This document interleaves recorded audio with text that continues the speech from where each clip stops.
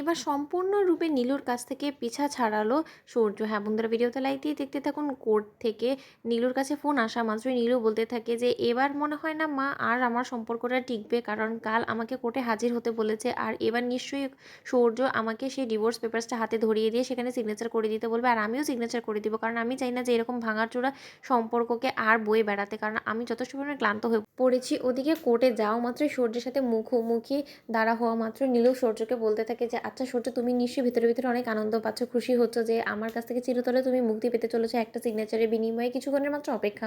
তাই না, আমি আর তোমাকে খুব একটা ভোগাবো না, আমিও খুব সহজেই আজকে সিগনেচার করে দেবো, আমি মনস্থির করেই এসেছি। তখন সূর্য বলতে থাকে যে মনস্থির করে আসলেই ভালো, কারণ তোমার এই নাটকীয়তা দেখতে দেখতে না আমিও ক্লান্ত হয়ে পড়েছি জানো তো।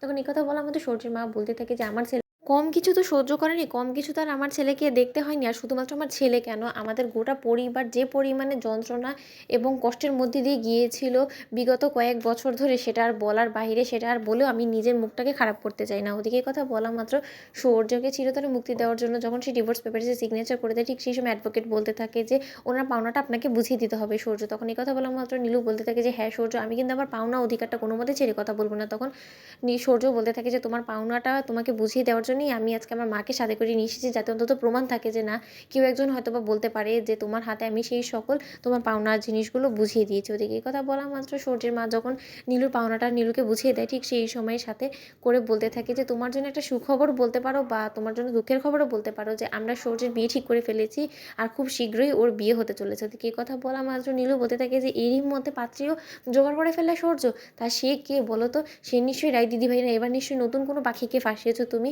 তাকে এটা বলেছো যে তুমি বিবাহিত অলরেডি? তখন সূর্য বলতে থাকে যে দেখো, সব কিছু লুকিয়ে করার অভ্যেস না অন্তত আমার নেই, এটা তোমার পরিবারেরকে শোভা পায়, কারণ তোমার পরিবার সেই প্রথম দিন থেকে শুরু করে এখনও পর্যন্ত আমাকে ঠকিয়ে এসেছে, তাই এই ঠকবাজে কথাবার্তাগুলো তুমি বরঞ্চ তোমার পরিবারের কাছে গিয়েই বলো। আর মা, তোমার কি দরকার ছিল আমার বিয়ের কথাটা নীলুর সামনে তোলার বলো তো?